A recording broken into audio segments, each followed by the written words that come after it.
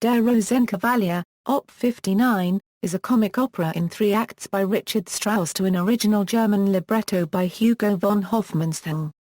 It is loosely adapted from the novel Les Amours du Chevalier de Faublas by Louvet de Couvrai and Molière unregistered trademark S-comedy Monsieur de Pourceaugnac. It was first performed at the Königliches Opernhaus in Dresden on January 26, 1911 under the direction of Max Reinhardt, Ernst von Schuch conducting. Until the premiere the working title was Ochs von Lerchenau. The opera has 4 main characters, the aristocratic Marschallin, her very young lover Count Octavian Rofrano, her coarse cousin Baron Ochs and Ochs prospective fiancée copyrightee Sophie von Faninal, daughter of a rich bourgeois. At the Marschallin's suggestion Ochs gets Octavian to act as his Rosenkavalier and present the ceremonial silver rose to Sophie. But when Octavian meets Sophie they fall in love at first sight. By a comic intrigue they get rid of Ochs with the help of the Marschallin, who then yields Octavian to the younger woman.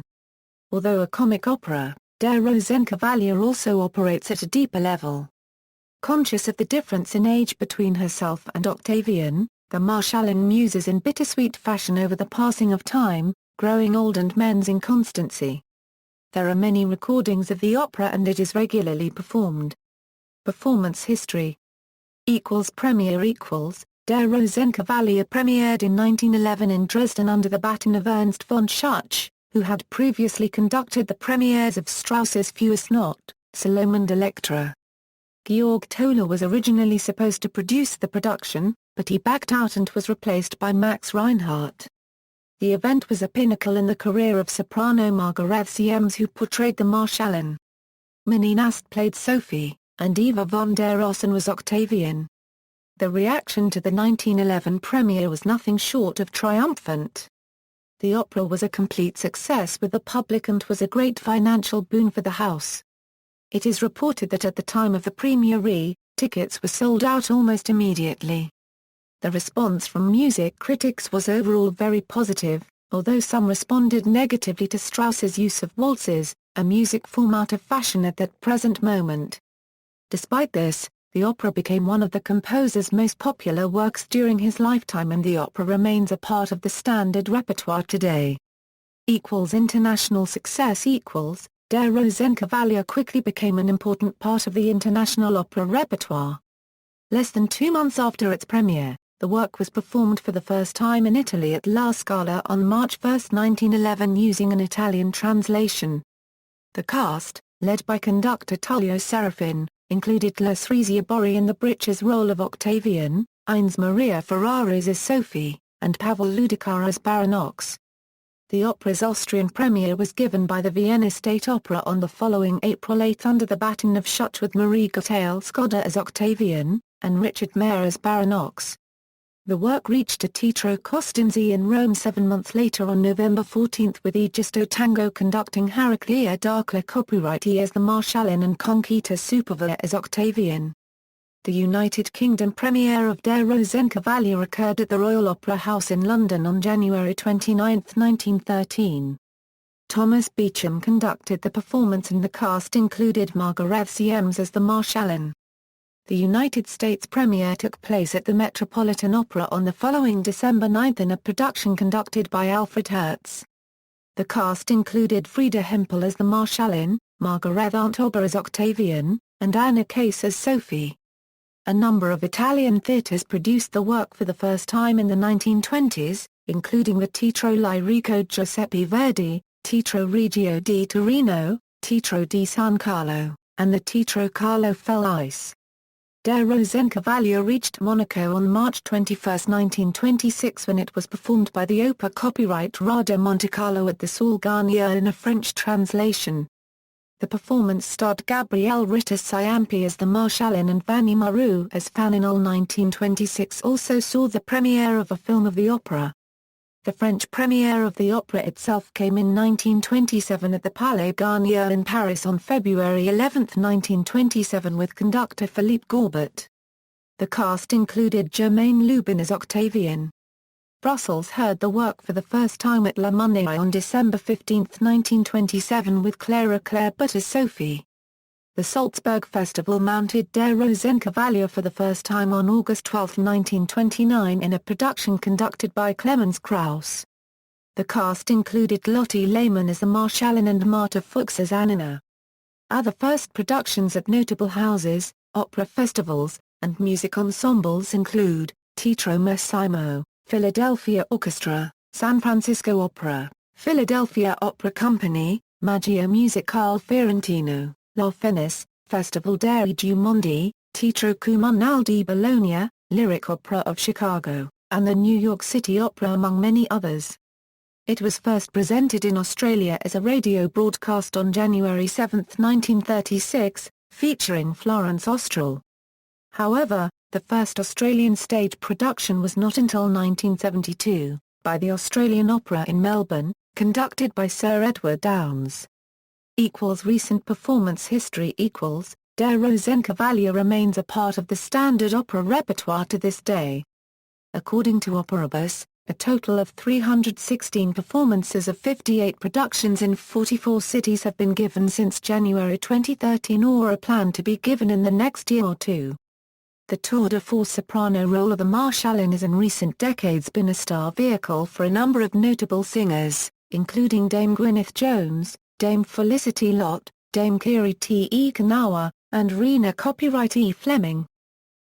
Role progression Richard Strauss was enamored of the female voice, and Der Rosenkavalier is famed for the beautiful music of the three female voice roles which comprise its protagonists, Sophie, Octavian, and the Marschallin. This love triangle culminates in the exquisite trio and duet which end the opera. Some singers have enjoyed performing more than one of these three roles during the course of their careers. Some sopranos such as Lucia Popp, Edith Mathis, Valerie Masterson, and Elizabeth Harwood have gone from the light lyric soprano role of young Sophie to the deep and more dramatic role of the Marschallin. A few singers such as Elizabeth Schumann and Margarethe Arndt have progressed from the high soprano of Sophie to the mezzo-soprano role of Octavian. Some such as Gwyneth Jones, Christa Ludwig, Diana Lemnitz, and Elizabeth Grauwan-Kortemeyer have gone from Octavian to the Marschallin. Singers who performed all three roles during their careers include Evelyn Lear, Lotte Lehmann, Elizabeth Czar *Paragraph M, Lisa Della Casa, and Saina Juranak. Roles. Synopsis, time, 1740s, in the first years of the reign of Empress Maria Theresa, place, Vienna. Act 1 The Marschallin's bedroom, Princess Marie-Therese von Württemberg and her much younger lover, Count Octavian Rofrano, exchange vows of love. To avoid scandal, he hides when a small black boy, Muhammad, brings the Marschallin's breakfast. During breakfast loud voices are heard in the garderobe and not the main door. The Marschallin believes that it is her husband who has returned unexpectedly from a hunting trip and has Octavian hide behind the bed. He reappears disguised as a chambermaid, Mariandel, and tries to sneak away through the garderobe. But the Marschallin's country cousin Baron Ochs of Lerchenau has unexpectedly entered through that same door to discuss his engagement to Sophie, the daughter of a wealthy merchant who has been recently elevated to nobility by the Empress. After boorishly describing his personal pastime of chasing skirts, and demonstrating it on the disguised Octavian, he asks the Marschallin to recommend a young man to serve as his Rosenkavalier, who will deliver the traditional silver engagement rose to Sophie. She suggests Octavian. When Ochs sees the young Count's picture, he notices the Count's resemblance to the chambermaid Mariandel, and assumes that she is Octavian's illegitimate sister. Ochs boasts that nobility should be served by nobility, which leads to a confession that he has an illegitimate son working for him. The coarse Ochs propositions the chambermaid. Octavian plays coy and leaves at the first chance. The room then fills with supplicants to the princess. An Italian tenor sent by the Portuguese ambassador serenades the Marschallin, while Ochs works out the marriage contract with the Marschallin's notary. Two Italian intriguers, Valzacchi and Annina, try to sell the princess the latest scandal sheets. Rudely interrupting the tenor's song, Ochs tells the notary to demand a dower from Sophie's family. The notary attempts to explain that such is impossible under the law. Valzacchi and Annina now offer their services to Ochs. He asks whether they know anything about the princess's maid. They don't, but they assure him that they do. Amidst all the activity, the Marschallin remarks to her hairdresser, "My dear Hippolyte, today you have made me look like an old woman." When all have left, the Marschallin, reminded of her own early marriage by Ochs's young bride, sadly ponders her fleeting youth and the fickleness of men. But this time Octavian returns. She has realized that one day he will leave her. She muses on the passage of time, and turns Octavian away. After he has left, she suddenly realizes that she has forgotten to kiss him goodbye, and sends some footmen after him. However, it is too late, he is gone. The Marschallin summons her page to take the silver rose to Octavian to deliver to Sophie. After Mohammed departs, Marie-Therese stares pensively into her hand mirror as the curtain falls. Act 2 The von Faninals' home. Herr von Faninal and Sophie await the arrival of the Rosenkavalier, Octavian. Following tradition, Faninal departs before the knight appears. Sophie frets over her approaching marriage with a man she has never met as her duenna, Marianne, reports on the approach of Octavian. Octavian arrives with great pomp, dressed all in silver. He presents the silver rose to Sophie in an elaborate ceremony. The two young people fall in love at first sight, and they sing a beautiful duet. During a chaperoned conversation, Sophie and Octavian exchange greetings and pleasantries. Ochs enters with Sophie's father. The Baron speaks familiarly with Octavian, examines Sophie like chattel and generally behaves like a cad, also revealing that Octavian has illegitimate family. Ochs's servants begin to chase the maids, sending the household into an uproar. Sophie starts to weep, and Octavian promises to help her. He embraces her, but they are discovered by Ochs's Italian spies, who report to him. Ochs is only amused, considering the much younger Octavian no threat, but Octavian's temper is raised enough to challenge the bull-headed Ochs to a duel. Ochs receives a slight wound in the arm in the fracas and cries bloody murder. As a doctor is sent for, Sophie tells her father that she will never marry Ochs, but her father insists, and threatens to send her to a convent. Octavian is thrown out, and Sophie is sent to her room. As Ochs is left alone on the divan with his wounded arm in a sling, he begins to raise his spirits with a glass of port. Annina enters with a letter for Ochs from Marianne asking to meet him for a tryst. The now recovered and drunk Ochs, in anticipation of his imminent meeting, dances around the stage to one of the opera's many ironic and wry waltzes, refusing to tip Annina, who silently swears revenge. Act 3 A private room in an inn. Valzacchi and Annina have switched alliances and are now helping Octavian prepare a trap for the Baron. There is far more than meets the eye about the room that Valzacchi has rented for the Baron's tryst, and in a pantomime all the preparations to trap the Baron and foil his engagement with Sophie are seen. Ochs and Marianne arrive for a rendezvous. Ochs tries to seduce the seemingly willing chambermaid, though he is disturbed by her resemblance to Octavian. The guilt-ridden Baron catches glimpses of the heads of Octavian's conspirators as they pop out of secret doors. A woman rushes in claiming that Ochs is her husband and the father of her children, all of whom rush in crying "Papa! Papa!" The confusion grows and the police arrive, and to avoid a scandal, Ochs claims that Marianne is his fiancée copyrightee Sophie. Octavian lets the police inspector in on the trick, and the inspector plays along. In the meantime Ochs tries to pull his noble rank to no avail, claiming that Marianne is under his protection. Furious to be enmeshed in the scandal, Faninal arrives and sends for Sophie to clear their names. Sophie arrives and asks Ochs to leave her alone. Just as Ochs is completely befuddled and embarrassed, the Marschallin enters. The police inspector recognizes her, having previously served under her husband. The Marschallin sends the police and all the others away. Ochs still tries to claim Sophie for himself after having realized the truth about the Marschallin and Octavian Marianne's relationship, even attempting to blackmail the Marschallin, but is ordered to leave gracefully, salvaging what is left of his dignity.